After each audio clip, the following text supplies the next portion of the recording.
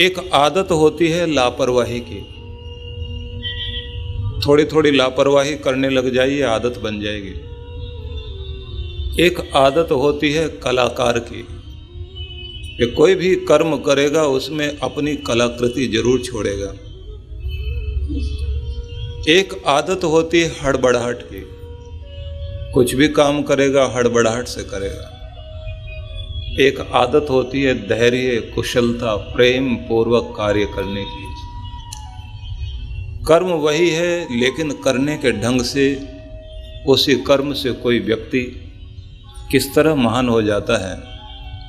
नीतिकारों ने लिखा कि जिस प्रकार कुएं को ईंटें लगाते हुए बनाने वाला नीचे की तरफ जाता है, लेकिन महल बनाने वाला ईंटें लगा रहा है लेकिन ऊपर चढ़ता जाता है।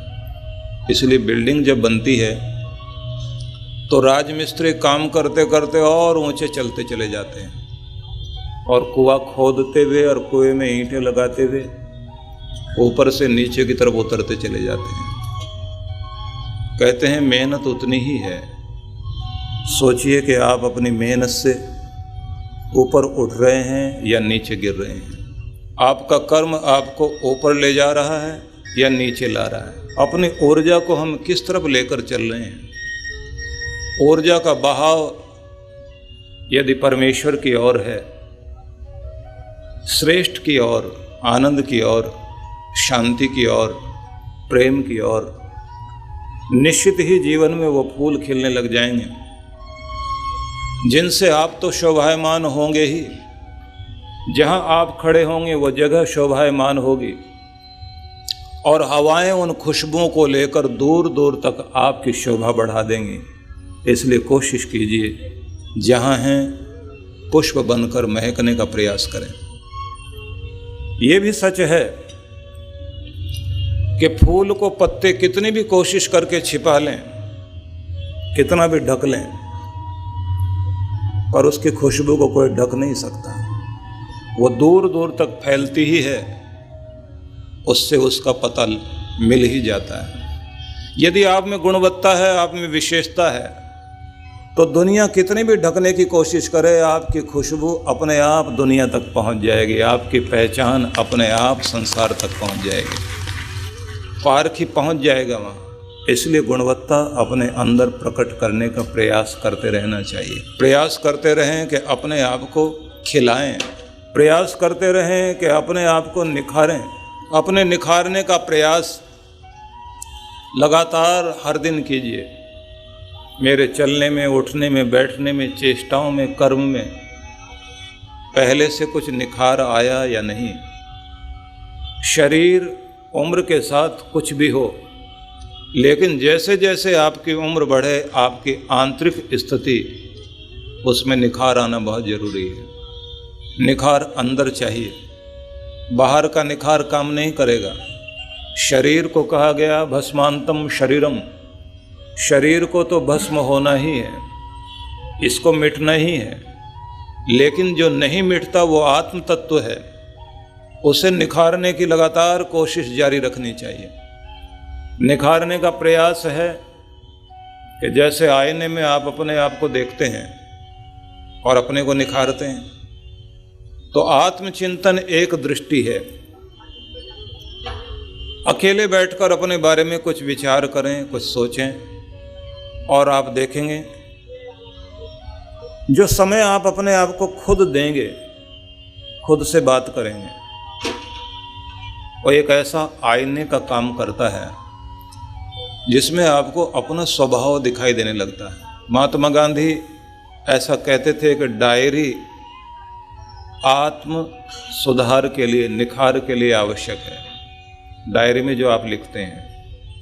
जुगान एक बहुत बड़े संत हुए जापान के, उन्होंने कहा कि जिस दिन मैं एक जंगल के छोटे से सरोवर के किनारे था, तो मैंने एक जगह तालाब में झांककर अपना चेहरा देखा, और उसे देखते ही मुझे अपनी छवि से बात करने की इच्छा हुई और मैंने उससे पूछा अपने आपे से कि बचपन में कितने भोले थे, उम्र बढ़ी चालाकी आ गई, चालाकी आ गई, बात से लेकर व्यवहार हर चीज़ में चालाकी है। लेकिन सोच, दुनिया कहती है समझदार और तू क्या कहता है कि शायद मैंने अपनी शांति खो दी, प्यार खो दिया। चारों तरफ से परम सत्ता ने जो मुझे घेर कर अपने दुलार भरे हाथों में संभाल रखा था, तो भोले के साथ माँ बाप हमेशा रहते हैं, चालाक को अकेला छोड़ देते हैं। लगता है मैं चालाक हो गया हूँ तो भगवान ने दूर कर दिया, कहा तू तो चालाक अपना काम खुद चला लेगा। मुझे फिर से भोला बनने की जरूरत है, क्योंकि परमात्मा अपने दुलार भरे हाथों में मुझे संभाल सके।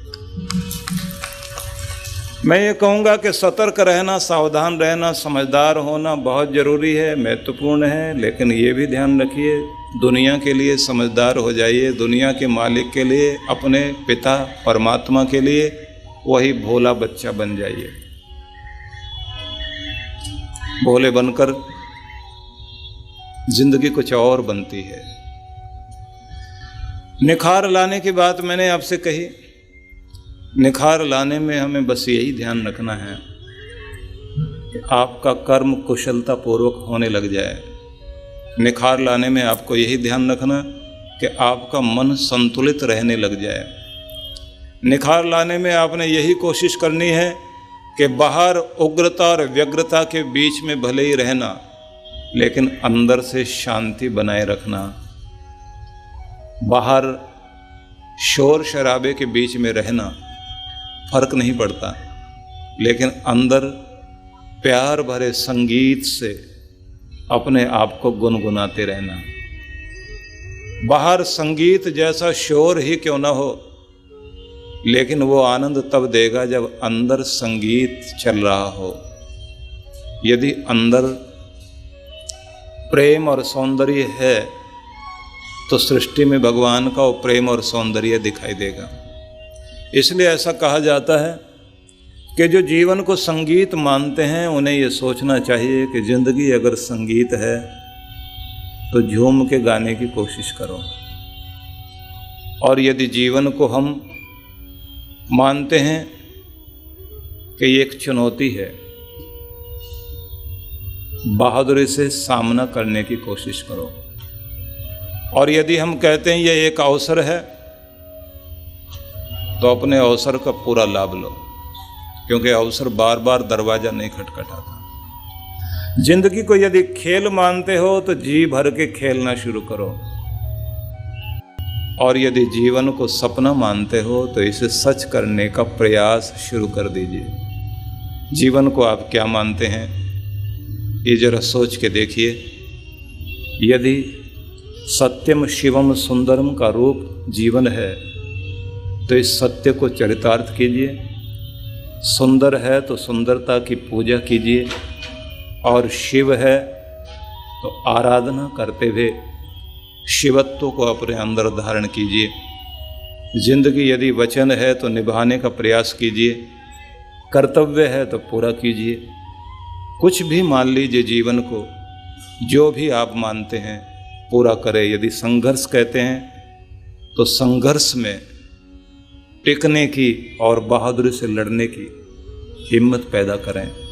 निखार लाओगे, हिम्मत लाओगे, शक्ति लाओगे, निश्चित ही ये जीवन गुणवत्ता से भरपूर हो जाएगा।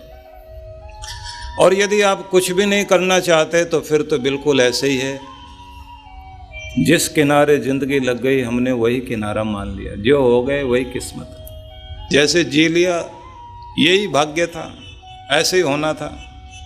ज़्यादातर लोग अपनी जिंदगी को भाग्य पर छोड़कर बेबसी जताने लग जाते हैं। नहीं, आज से, अभी से, इसी समय से कुछ निश्चय कीजिए।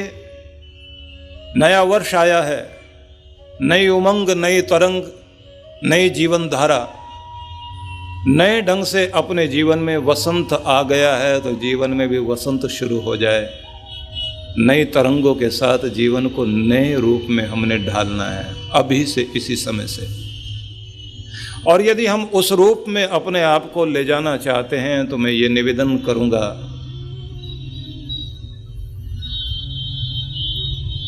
परिवर्तन को स्वीकार करना सीखो। परिवर्तन को स्वीकार करने का मतलब ये है, कुछ फालतू है उसे नीचे गिराने की कोशिश अभी से शुरू कर दीजिए। निरर्थक को फेंक दीजिए, नवीनता को स्वीकार कीजिए। नए विचार, नई उमंग, उल्लास, प्रसन्नता, मुस्कान, कुछ अच्छा सोचना, कुछ अच्छा होने की उम्मीद करना। और एक खास बात कहना चाहता हूं, मुझे हेनरी फोर्ड की एक बात याद आती है। वो व्यक्ति, जिस व्यक्ति ने अमेरिका में कारों के उद्योग में एक नई क्रांति पैदा की थी, उस व्यक्ति की एक बात मुझे बहुत अच्छी लगी जो इतिहास के पन्नों में अंकित है। V8 इंजन बनाने के लिए उसने अपने इंजीनियर्स को हिदायत दी, नई तरह का इंजन। और उसके इंजीनियर्स जो थे उन्होंने ये कह दिया कि आप नहीं जानते, आप इतने पढ़े लिखे नहीं हैं कि ऐसी कोई चीज बन नहीं सकती। उसने कहा मुझे पता है कि ऐसा कुछ बन सकता है, इसलिए तो मैं कह रहा हूं। और आप हैरान होंगे कि उस व्यक्ति ने 3 महीने का समय अपने इंजीनियर्स को दिया। 3 महीने के बाद उन्होंने कह दिया साहब नहीं बन पाया। फिर 3 महीने का समय ऐसे 3 बार हुआ, उन्होंने नहीं कुछ भी बनाया। तब उस व्यक्ति ने एक बात कही कि तुम लोग अपनी बुद्धि को सीमाओं में कैद करके बैठ गए हो कि बस इतना हो सकता है, इससे ज्यादा नहीं हो सकता। तुम ये सोचते हो तुम्हें जो पढ़ाया गया, जो सिखा दिया गया, उस सिखाने के पीछे बस सीमा रेखाएं हो गई, इससे आगे तुम जा ही नहीं सकते। ऐसा हो ही नहीं सकता, ऐसा होता तो लोग कर न लेते। कि ये जो तुम्हारे दिमाग में एक लिमिट बन गई है, ये तुम्हें कुछ भी नहीं करने देती। मैं अपने दुख से बाहर नहीं आ सकता, मैं जहां हूं वहां से आगे जा ही नहीं सकता, मैं ऊंचा उठ ही नहीं सकता, मेरा कुछ भला हो ही नहीं सकता, मेरी बीमारी जा ही नहीं सकती। इसे कहते हैं आदमी लिमिट में अपने आप को बांध के बैठ गया। अब कुछ नहीं होगा, अब नहीं हो सकता, ना अब उम्र रही, ना वक्त रहा, ना कोई साथ देने वाला। मेरे साथ तो नहीं हो सकता, बाकी किसी का भला होता हो जाए, मेरा नहीं होगा। इसे क्या कहते हैं? किसी लिमिट में खुद को कैद कर लेना। और इसका परिणाम क्या होता है? व्यक्ति विकास करना भूल जाता है, आगे बढ़ना भूल जाता है, ऊंचा उठना भूल जाता है। करो कैद अपने आप को, एक बिल में घुसा कर बैठ जाइए, एक डिबिया में बंद करके रह जाइए और रोते रहिए किस्मत को, शिकायत करते रहिए अपनों की परायों की, बोलते रहिए मेरे साथ ज्यादती हुई। बहादुर बन सकते हो, लिमिट से जो दायरे बना रखे हैं उनसे बाहर आओ। हेनरी फोर्ड ने यह कहा था कि दायरे मत बना लेना, लिमिट में मत रह जाना। जब तुम ये सोचोगे कि मैं इतना ही कर सकता हूं, यही हो सकता है, इससे ज्यादा कुछ नहीं, तो तुम कुछ नहीं कर सकते। और तुम ये सोचो कि तुम्हारे पास गुणवत्ता है, तुम कर सकते हो और जरूर करोगे। मैं पढ़ा लिखा नहीं हूं, लेकिन तुम बहुत पढ़े लिखे हो। लेकिन मैं लिमिट में अपने आप को सीमाओं में कैद नहीं करता, और तुमने कर रखा है। और इतना कहकर अपने ऑफिस से बाहर आते हुए, जहां मीटिंग कर रहा था, अपने इंजीनियर से उसने ये कह दिया कि 4 महीने का समय देता हूं और ये चीज पूरी करो।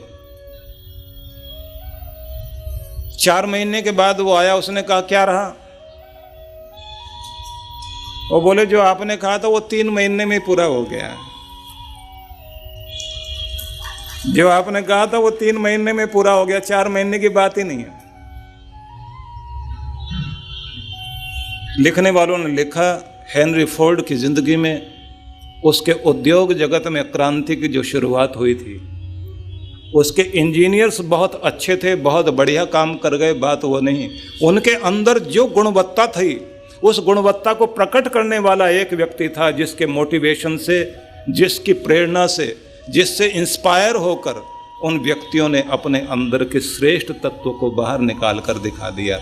मैं भी यही कहना चाहता हूँ आप सभी को। जब भी आपकी जिंदगी में गुरु आता है, वो आपके अंदर के श्रेष्ठ तत्व को बाहर निकालने के लिए प्रेरणा देता और कहता है कि अपने आप को दायरों में कैद मत करो, बाहर निकलो, उठो, कुछ करो, जागो, पहुंचो अपने शिखर तक जिसके लिए तुम्हें जीवन मिला है। रोते रहना, किस्मत को कोसते रहना, अपने दुख में और अपने नरक में खुद को डुबाए रखना, अपने साथ ज्यादती मत करो। और यदि प्रार्थनाएं भी करो तो तुम्हारी प्रार्थनाएं भी जिंदगी से भरी हुई हों, तुम्हारी प्रार्थनाएं भी तुम्हें निखारती भी हों, तुम्हारी प्रार्थनाएं भी तुम्हें उभारती भी हों। मेरे साथ उच्चारण करेंगे आप लोग। कर्तव्य दीक्षाम समत्व शिक्षाम ज्ञानस्य भिक्षाम शरणागतिम च ददाति गीता करुणाद्रभूता कृष्णेन गीता जगतो हिताय।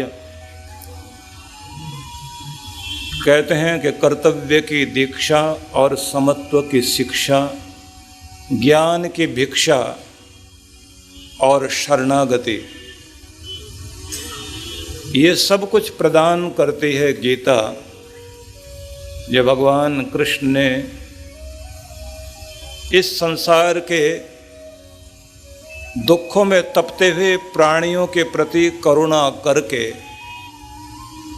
सदा के लिए कल्याण करने की भावना को ध्यान में रखकर प्रेम पूर्वक जो गाई, वो भगवान की गीता निश्चित ही कल्याणमयी है। उसी गीता का संदेश मन में चिंतन कीजिए, विचार कीजिए, उच्चारण करें। वीतराग भय क्रोध मनमया माम उपाश्रितः बहवो ज्ञान तपसा पूता मद भावम आगतः। भगवान श्री कृष्ण संदेश दे रहे हैं कि बहुत बहुत लोग मेरे धाम पहुँचे हैं, बहुतों ने ये मार्ग अपनाकर मुझ तक यात्रा की है, मतलब भगवान की ओर यात्रा की है। बहुत बहुत लोगों ने जो पहुँचे हैं, तो उन्होंने कुछ सीढ़ियाँ चढ़ी। किस तरह चढ़ी, भगवान उसके विषय में एक दृष्टि देते हैं। पहली दृष्टि कही वीतराग भय क्रोध, जिन्होंने राग भय और क्रोध से मुक्त होकर इस यात्रा को शुरू किया। ये प्रथम प्रयास यात्रा को, ब्रह्म यात्री को, ब्रह्म मार्ग के पथिक को जीवन में ये शुरुआत करनी है। राग क्रोध भय से मुक्त होने का प्रयास, ये पहली बात। दूसरी बात कही मनमया, वे जो प्रभु में होकर जीते रहे, जिन्होंने राग भय क्रोध से मुक्त होकर यात्रा शुरू की और जो प्रभु में हो गए। माम उपाश्रिता, जिन्होंने मेरा आश्रय लिया, वे लोग बहुओं ज्ञान तपसा पोता, जिन्होंने ज्ञान तप से पवित्र होकर स्वयं को इस यात्रा की ओर अग्रसर कर दिया, वे पहुंच गए।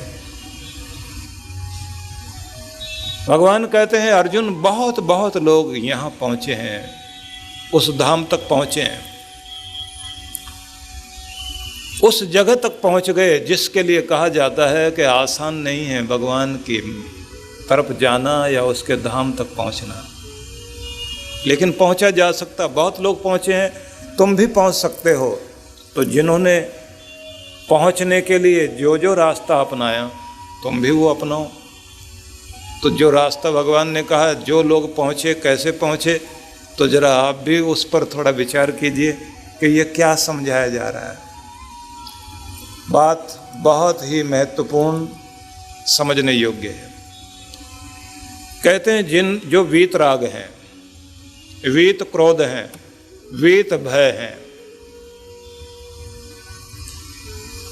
तीन शब्दों को थोड़ा समझने का प्रयास कीजिए।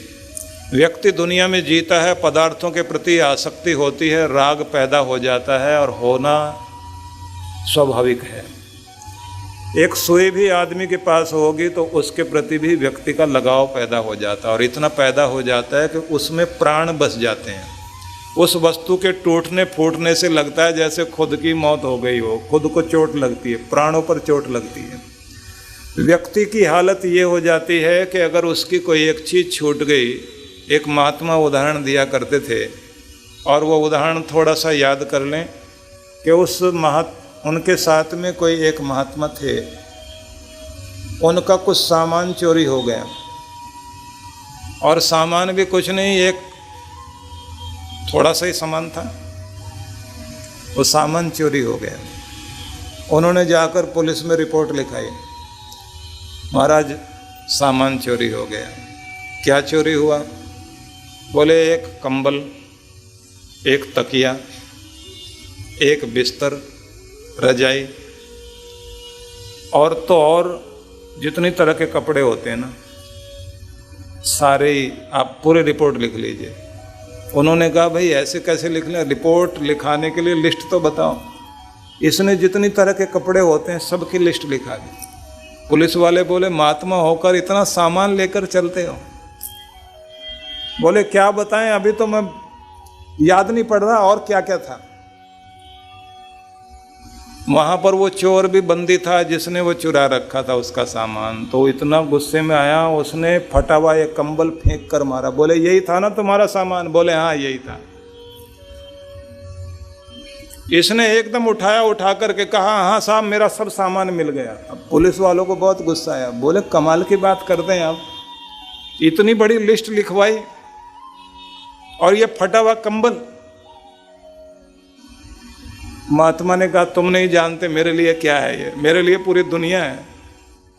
यही कंबल है, ओढ़ना बिछोना है, यही मेरा बढ़िया से बढ़िया पोशाक यही है। किसी ने मुस्कुरा कर कहा महात्मा एक कंबल में इतनी आसक्ति, पूरी दुनिया यही हो गई। महात्मा बोले हाँ भाई, किसी के लिए बहुत बड़ी लिस्ट होती है, उसमें उनके प्राण बसे हुए होते हैं। मेरी तो छोटी सी लिस्ट में मेरे प्राण बसे हुए हैं, लेकिन हैं सबके ऐसे ही। जब तक आप मोह नहीं हटाओगे मुक्ति नहीं होगी। भगवान कृष्ण कहते हैं बहुत आए हैं मेरे पास, इस धाम तक पहुँचे हैं, लेकिन पहुँचा वही है जो राग रहित हुआ है, जो मोह को तोड़ कर आया, वो पहुँचा है। अब आप सोचिए मोह तोड़ोगे या नहीं। घर के लोग तो अच्छी तरह हिला हिला के निकालते हैं मोह। शादी होते बच्चे का मन बदल गया, बंटवारा होते भाई का रंग भी बदल गया। न जाने किस किस का किस तरह से ढंग बदल जाता है, लेकिन कमाल की बात है सब कुछ बदलता है, मौसम बदलता है, युग बदलता है, इतिहास बदलता है, लेकिन आदमी का मन नहीं बदलता, वो मोह में फंसा ही रह जाता है। और जब तक बदलोगे नहीं तो कृपा होगी नहीं। करना क्या है? इतनी सी बात, रहो घर में, बसो घर में, लेकिन बसना है, फंसना नहीं है। उम्र बढ़ती जाएगी, उलझते नहीं जाना है, सुलझते हुए जाना है। रोज सुलझो। ये भी देखना है, जब आंख मोटा देखने लग जाए तब घर की बारीकियां मत देखना शुरू करना। जब कान ऊंचा सुनने लग जाए तब कान लगा के घर वालों की बातें मत सुनना। अब तो अगर सुनना है, अंदर की आवाज सुनो और हाथ में माला रखो और भगवान का नाम जपो। अपने हाथों से अपना कर्तव्य पूरा करो। परिवार के लिए उपयोगी बनना, परिवार के लिए सहयोगी बनना, जिंदगी के लिए उद्योगी बनना और आत्मा के लिए योगी बनना, बस यही आपको रास्ता अपना लेना, तभी कल्याण होगा। नहीं तो जीवन निरर्थक हो जाएगा।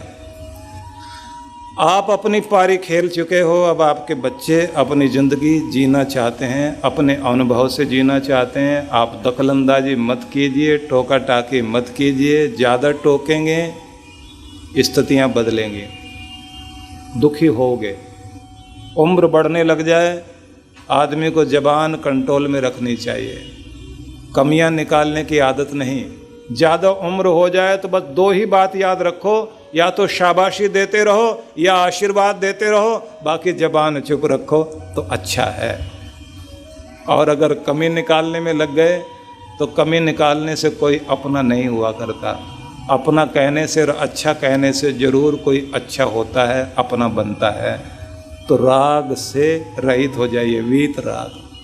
कृष्ण समझा रहे हैं, गोविंद समझा रहे हैं कि मोह, राग, अटैचमेंट, इससे ऊपर उठ जाओ। दूसरी बात, क्रोध। आपका गुस्सा आपके कंट्रोल में होना चाहिए। ध्यान रखें, मंत्रों में कहा गया है कि जैसे किसी सूखे पेड़ पर कोई पंछी बैठना नहीं चाहता, जिसकी हरियाली सूख गई हो, उस पर कोई मधुमक्खी नहीं आएगी, कोई तितली आएगी नहीं, कोई भंवरा गीत गाने नहीं आएगा, पंछी चहचहाने नहीं आएंगे, पथिक छाया लेने नहीं आएगा। दुनिया अकेला छोड़ देती है। ऐसे ही जब तुम रूखे सूखे क्रोध से भरपूर रहते हो, तुम्हारी हरियाली सूख जाती है, तुम्हारा आकर्षण नष्ट हो जाता है, तुम्हारे लिए गीत गाने कोई आता नहीं, सारी दुनिया में अकेले हो जाते हो। इसलिए अपनी हरियाली सुखाओ मत, अपने क्रोध को अपने वश में रखने की आदत बनाओ। विचार कीजिए, अभी से चिंतन कीजिए।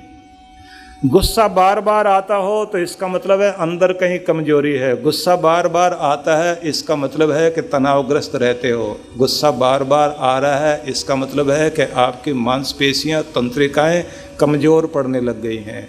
गुस्सा ज़्यादा आने लग गया है, जिस पर आता है उसको तुम कमज़ोर समझते हो, इसलिए गुस्सा आता है। क्योंकि गुस्सा हमेशा अपने से कमज़ोर पर आता है। ताकत वाले को देखकर दबता है, रुक जाता है। कितना समझदार है गुस्सा, वो भी जानता है किस पर आना है किस पर नहीं।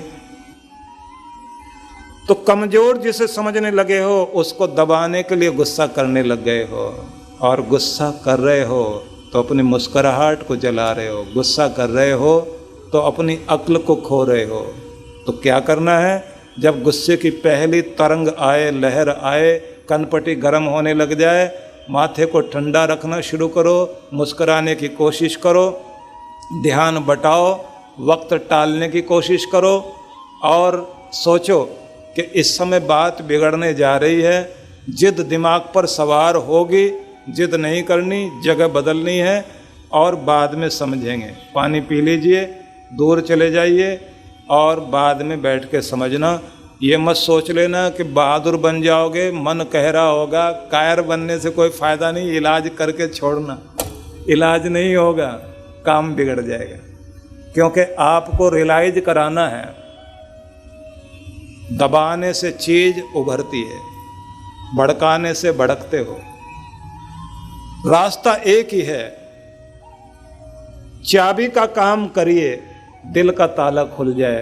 पत्थर मार के ताला तोड़ने की कोशिश मत करो। जब समझने की हालत में आदमी हो उस समय समझाओ, जब वो भड़कने की हालत में है तब उसके ऊपर ईंधन डाल के या पत्थर मार के उसे ठीक नहीं कर सकते।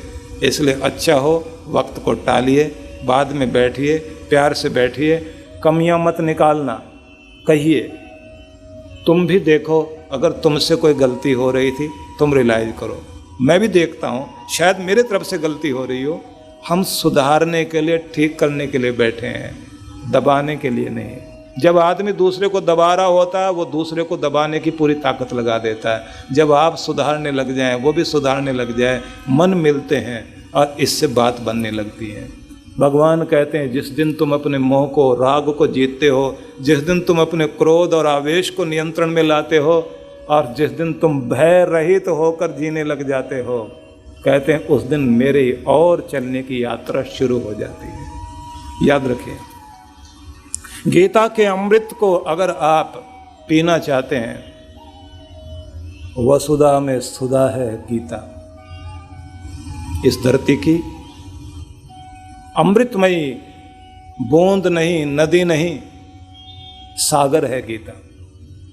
बहुत प्यार से एक एक शब्द का चिंतन करना। भगवान कहते हैं बहुत लोग आए हैं इधर, बहुत पहुंचे हैं, थोड़े बहुत नहीं, बहुत लोग पहुंचे हैं, लेकिन जो भी पहुंचा है उन्होंने जो सीढ़ियां अपनाई, अर्जुन तुम्हें बता रहा हूं तुम भी वो पकड़ लेना, पहुंच जाओगे।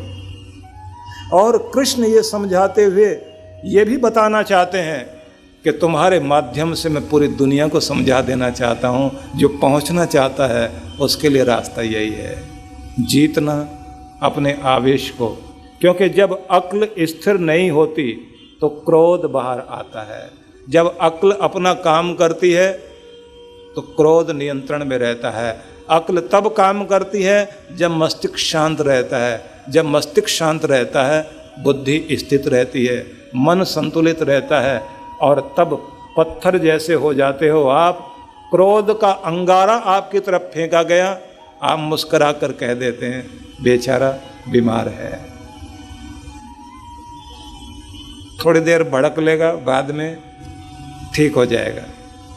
तब आप अपने को डॉक्टर समझते हैं और उसे पेशेंट समझते हैं और पेशेंस रखना शुरू करते हैं। और जब आप अपनी पेशेंस खोने लग जाते हैं तो खुद पेशेंट बनने लग जाते हैं, फिर आप डॉक्टर नहीं रह जाते। 3 बातें आपको याद हो गई, राग, क्रोध और भय। भय को थोड़ा सा समझने की कोशिश कीजिए। भय व्यक्ति के ऊपर बहुत बड़ा शासन करता है, पशुओं पर तो भय ही राज करता है। भय के कारण सर्कस में बंदर, भालू, रीछ, शेर, हाथी, चीता सब नाचते हैं। जो पशुता से भरे हुए लोग होते हैं वो भी डंडे के सहारे चलते हैं। भय दिखाओ, लाल बत्ती है और सामने खाकी वर्दी है तो गाड़ी में ब्रेक लगेगा, और यदि दिखाई देता है कोई नहीं देख रहा, सब चलता है।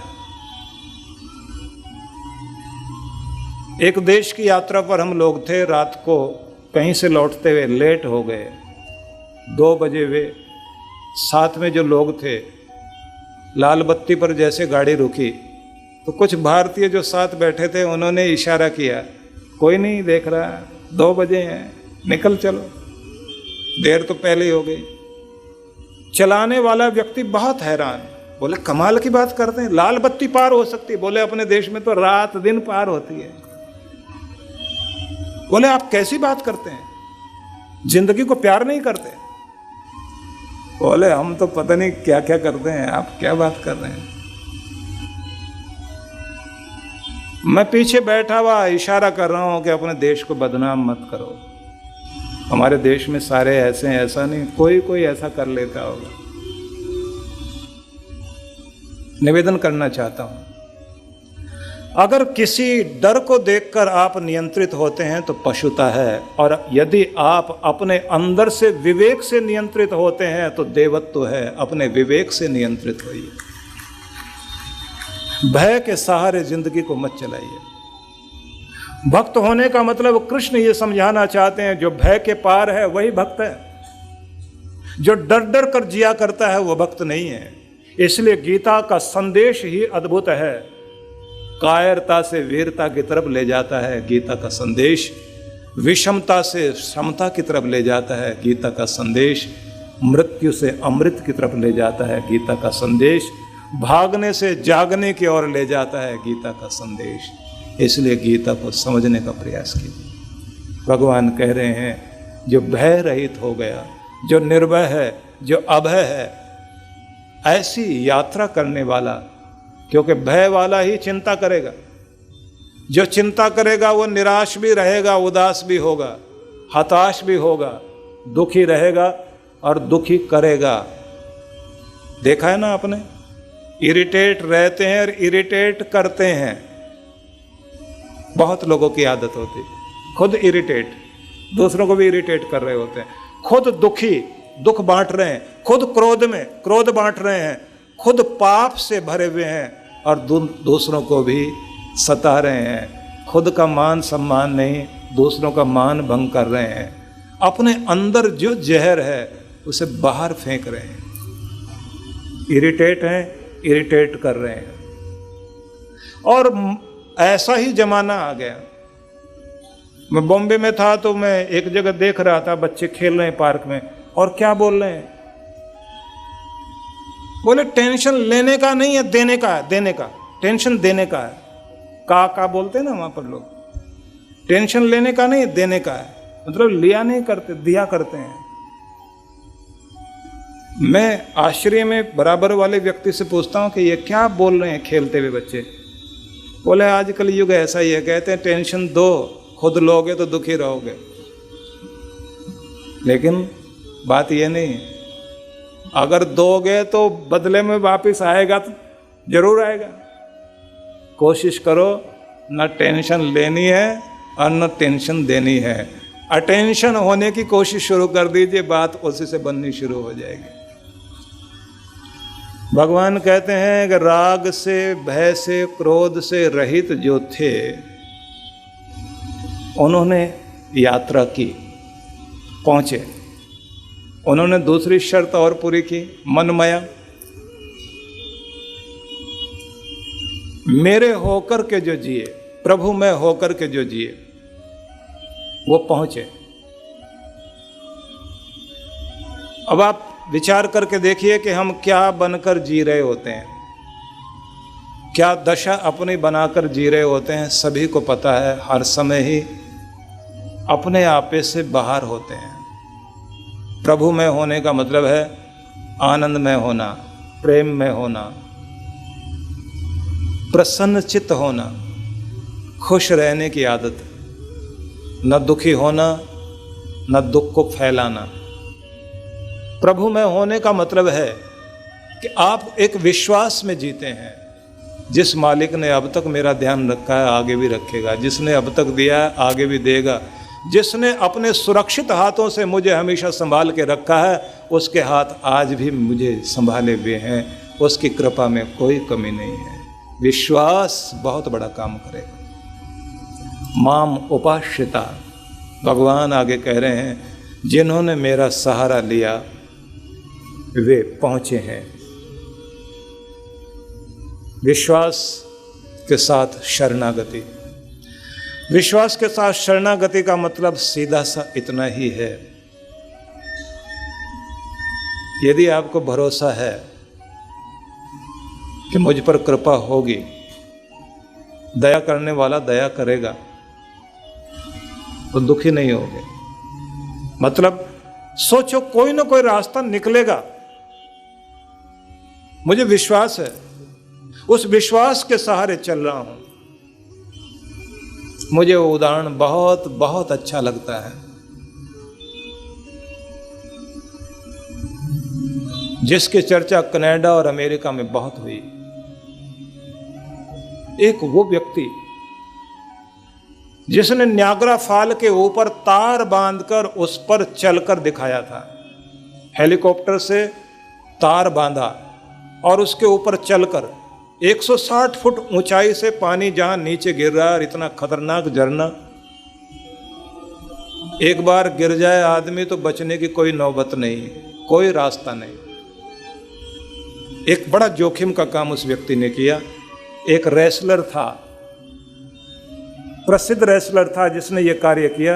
अमेरिका में रेसलर को बहुत सम्मान किसी समय मिलता रहा, आज भी लोग रेसलिंग देखते हैं। हेलीकॉप्टर के जरिए तार एक जगह से दूसरी पार बांध दिया और ये व्यक्ति उस पर चलने लगा। पत्रकार खड़े हुए पूछ रहे हैं, तुम इसको पार कैसे करोगे? प्रैक्टिस है? बोले प्रैक्टिस तो है। बोले अगर फुहार पड़ने के कारण जो तार बार बार गीला हो रहा है, पांव फिसल गया तो? उसने कहा यह शंका मेरे मन में नहीं है, यह शंका ही फिसलन है। तार पर गिरा हुआ पानी नहीं गिराएगा, मन की शंका गिराएगी। और मेरा विश्वास कहता है कि मैं फिसलूंगा नहीं, मैं गिरूंगा नहीं, पार करूंगा, जरूर करूंगा। मेरा विश्वास कहता है। बोले विश्वास कितना? बोले भगवान पर भरोसा करता हूं ना, मेरा भरोसा इतना ही है जितना सच्चा दुनिया में भगवान है, इतना ही सच्चा मेरा विश्वास है। इसी के सहारे पार करूंगा। और निश्चित ही उसने तार पर चलना शुरू किया। बीच में पहुंचा, लगा कि अब गिर जाएगा। लोगों के सांस रुके हुए हैं। बीच में पहुंचते तार थोड़ा हिलना शुरू हो गया, लेकिन हिम्मत से चलता गया। पार जब हो गया, पार होते ही लोगों ने बहुत तालियां बजाई, इसका स्वागत किया और कहा तुमने तो कमाल कर दिया। पत्रकार पूछने लग गए, पार तो हम भी कर सकते हैं, लेकिन हमको तार पर चलना नहीं आता। तुम्हें प्रैक्टिस है इसलिए चल गए। इस आदमी ने कहा नहीं, तुम पार नहीं कर सकोगे। क्यों? बोले तुम्हारे अंदर विश्वास की कमी है, इसलिए नहीं कर सकते। मुझे विश्वास है भगवान पर, उस विश्वास के सहारे मैंने पार किया।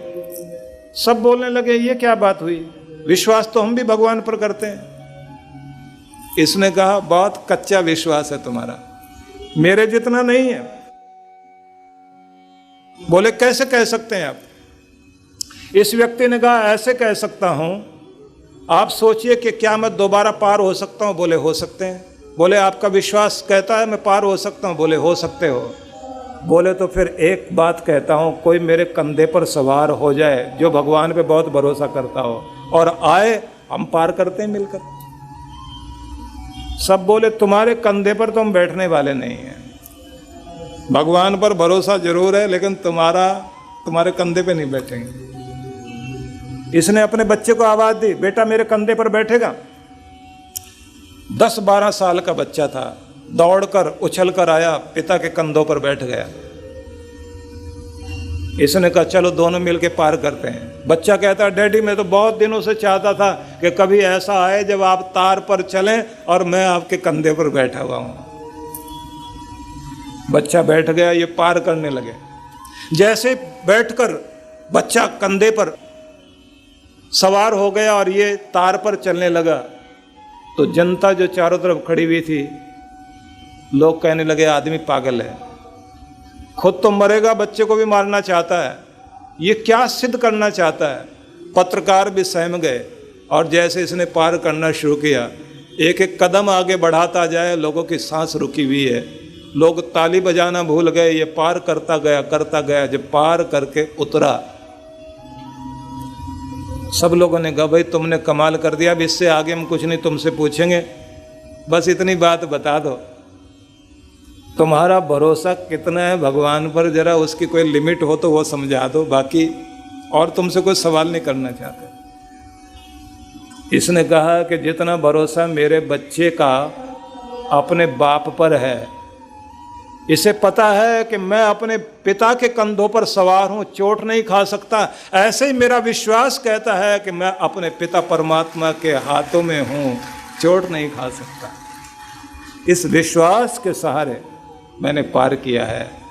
तुम्हारा विश्वास कमजोर है और मेरा विश्वास कमजोर नहीं है। मैं कहना चाहता हूं कि जिसने भरोसा कर लिया और जिसने स्वयं को अर्पित कर दिया भगवान के, वो पहुंचता है, जरूर पहुंचता है। ये भरोसा जिसने रखा, कृष्ण कह रहे हैं अर्जुन वे पहुंचे हैं जो मेरे हो गए, वे पहुंचे हैं जिन्होंने मेरी शरण ली है, और वे पहुँचे हैं जो ज्ञान तप से पवित्र हो गए। अब इसकी व्याख्या करने का समय नहीं है। निवेदन इतना ही कहना चाहता हूँ, इन मार्गों को अपनाकर अपनी यात्रा को सरल करें। पहुँचोगे, कृपा होगी, बात बनेगी,